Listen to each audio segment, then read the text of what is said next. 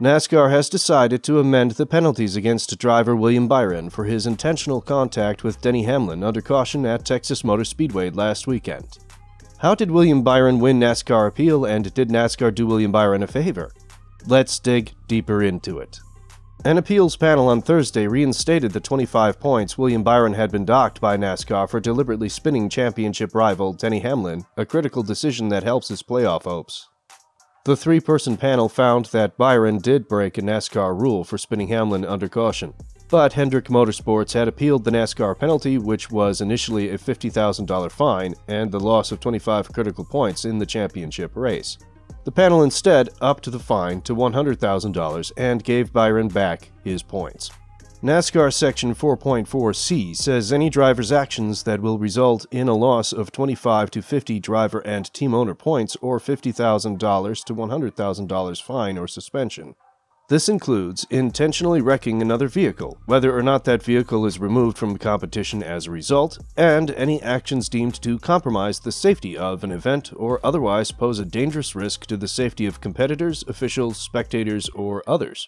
Byron was lucky that his penalties were overturned, because if they weren't, he would have been almost dropped out of the top 10 and potentially out of the playoff chase, given that he'd be 11 points behind the cutoff line.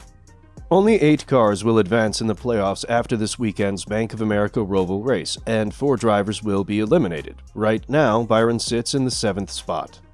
The favorable ruling moved Byron from below the elimination line headed into Sunday's race at Charlotte Motor Speedway, where the playoff field will be cut from 12 to 8.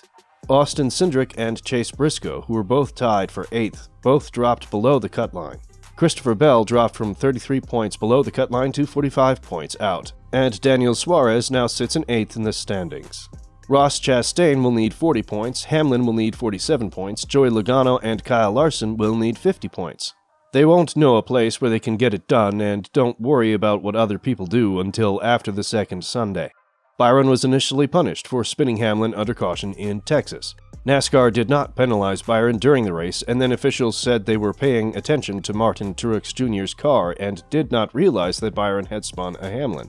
Byron and Hendrick Motorsports argue that the penalty is too harsh for what it means to mean a bumper touch isn't designed to spin someone out.